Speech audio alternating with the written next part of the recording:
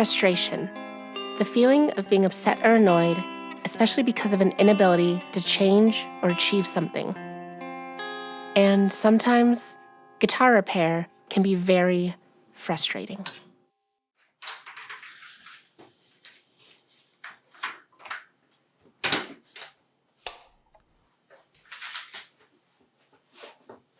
For the first time in about 15 years, I had to take my guitar to a tech. I went to go practice for a gig that I have later this week, and I noticed that my high E intonation was like way off. And also that a chunk of my note was missing, which, not super ideal. Don't get me wrong, I am beyond grateful that I have someone who could help me out on such a tight timeline, but I'd be lying if I said I wasn't a little bit annoyed that I needed help in the first place. Sure, I could have run down to the closest music store, bought myself a pre-made nut, and taken care of this whole thing by myself. But it's not really the repair that's bothering me, it's the fact that I've been saying that I want to learn how to make a nut from scratch for years now. And I still just haven't really gotten around to it. Anyway, no use dwelling on that. I've got a gig to practice for. And that's kind of where I left things. The gig went great, the new nut held up perfectly, and I haven't had any issues since. But in the back of my mind, I knew that there was still this giant gap in my repair knowledge. And if I ever want to be anything more than just a wannabe guitar tech, it's something that I need to fix. Which is exactly what we're doing today. These are nut blanks. They're essentially small pieces of bone that are roughly the size and shape to fit into the nut slot of a guitar. And I have them on my workbench today because over the past 3 months, I've been reviewing my notes from my crash course on how to make a nut. This is Jeff Hoppe, guitar player, all-around great guy, and the guitar tech at Lawler Pickups and Guitar Repair. I've known Jeff for a couple years now, and over that time, he's become a bit of a mentor to me, sharing his knowledge, giving tips or advice, and overall just being someone that I can turn to when I need a little bit of help. Well, what year is this? The neck is 94. Yeah, I mean, that's been in the world a while. I think it's just the plastic giving up. That neck is as old as I am. Yeah, and you use such beefy strings now. So when I found myself in a bit of a tight spot, he was the first person I thought of to not only repair my guitar, but also to teach me how to do it myself. What tools do you find helpful? Definitely a couple sets of hand files. I'll use this one to kind of hog off the excess material and this one to kind of fine tune things and get some roundovers, selection of nut files, and then definitely sandpapers. I would say the one thing that when I started I thought was optional and now I no longer think is optional, I'm gonna grab it, is this string spacing ruler. This saves me so much time. After that, Jeff walked me through how to make a nut. In your case, I'll take off the strings and take off the nut because we can't really get it exactly up to pitch since it's broken. And then fit the new blank in there and kind of get it nice and tight in the slot, back and forth, but also on the sides just so it's not going to hang up on people's hands. And kind of get it the top as close as I can with the sander so that I don't have to hog off a lot with files later. Because I do a lot of my work while it's on the guitar as opposed to off the guitar. I'll set the distance for the outer strings, get those set, and then I'll use this guy here to set the other 4 strings or whatever it is, and just kind of get them started, and then I'll string up the rest of the guitar and then get the right gauges going for the string set, and then just kind of cut them down, just being careful, just doing a couple strokes with the file at a time and checking and constantly checking, always checking. The thing I didn't mention was you need to make sure that the relief is in a pretty good spot.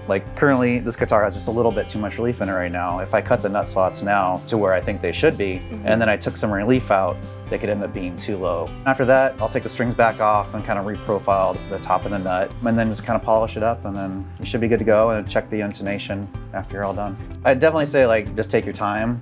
Buy the right tools because it's worth investing in because you'll use them for setups for the rest of your life, and buy a few blanks because you'll probably mess up the first one. I'm prepared for that. Per Jeff's advice, I have all my tools and hopefully more than enough blanks to give myself a fighting chance. So I guess let's give this a shot.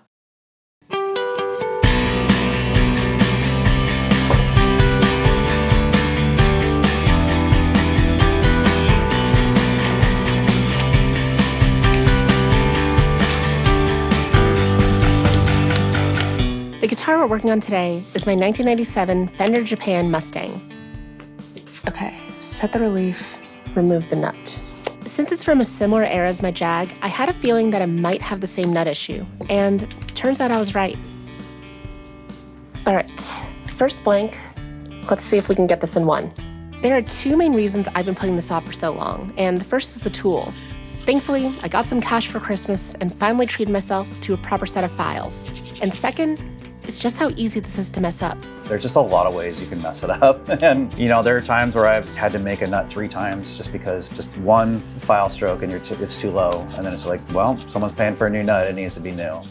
Not bad for first attempt, but I actually messed this one up pretty much as soon as I started. When I initially went to go thin the blank, I took off a little bit too much material, and now we've got a little bit of wiggle room front to back in the slot. I kept going with this one because I wanted to practice the rest of the process, but yeah, this one's toast. A couple things that I learned from this first attempt is, 1, I need to go way slower when I'm taking off material, and 2, this nut slot is radius to 7 1/4. I just kind of assumed that this one would be flat since the JG66 one was flat, but yeah, to make up for it, I've been putting a little piece of sandpaper here on the fingerboard and using that as my guide to dial in the radius. But with those lessons learned, let's jump into take 2.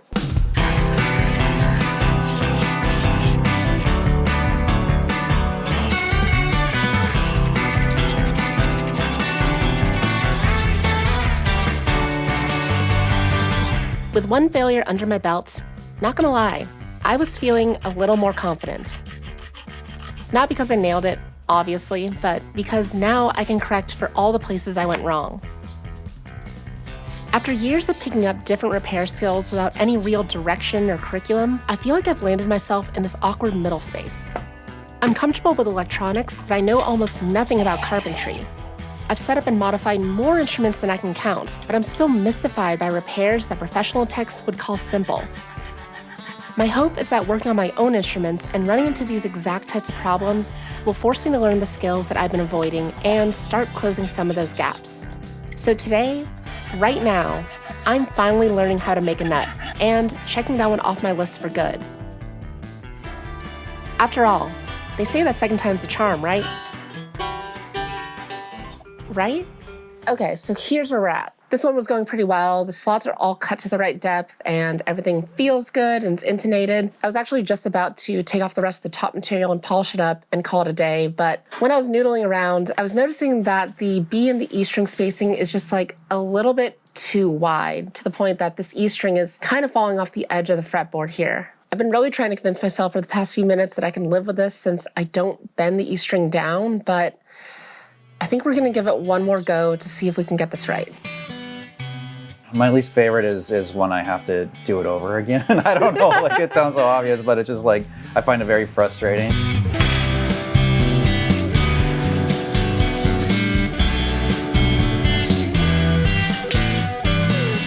And Jeff's not wrong. This is frustrating. Starting over is the worst. Making mistake after mistake after mistake is honestly kind of soul-crushing. But it's still so much better than that quiet dissatisfaction of not knowing how to fix something at all. Learning something new is inherently frustrating. The first time I picked up a guitar, I hated how hard it was to change chords. The first time I replaced a pickup, I burned myself every single step of the way. We almost never get things right on the first try, and when you're learning something new, frustration and progress can look exactly the same. Personally, I try to reframe frustration as a sign that I'm paying attention, that I care enough to notice the details and care enough that I want to get them right.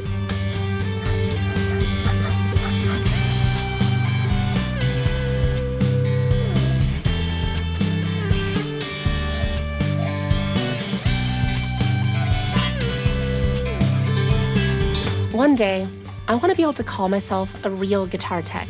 And along the way, there's still so much I want to learn. Refrets, neck resets, basically anything involving acoustic instruments. Every day, I want to know so much more and be so much better than I was yesterday. And I know that means that I've got a lifetime of frustration ahead of me. Thankfully, I think I'm prepared for that.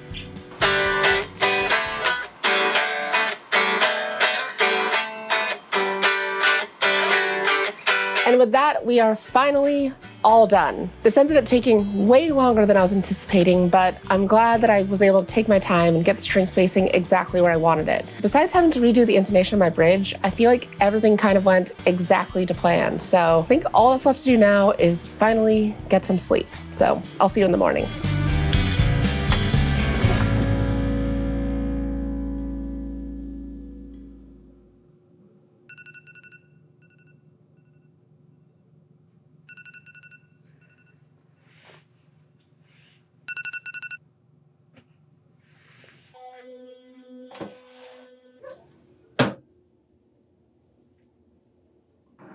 I didn't really get to test things out too much last night, so I guess no time like the present. There's a few things that I was taught to look for in a properly made nut. First is proper intonation at the first fret, string spacing and overall playability, and of course, tuning stability, especially when it comes to bending or using the vibrato. So let's see how we did.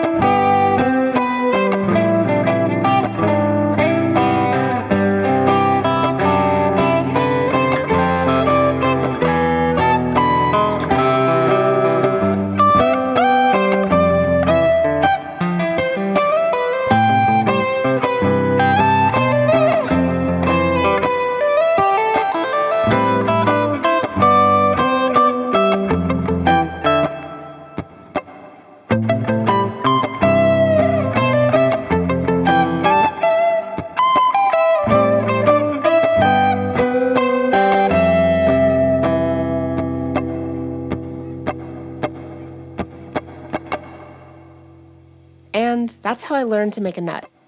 Is it perfect? Absolutely not. I took a little too much off the top, didn't round over the treble side enough, and probably went a little too far on the bass side. But I wasn't looking for perfect. I was just looking to get started. And as Jeff put it, I'll never stop learning how to make a nut. They're always getting better. I'm always getting more picky about them. if you're feeling stuck or frustrated while trying to learn something new, I hope this can give you a little push to keep going. Thanks for watching, everyone. I'll see you in the next one. Happy playing.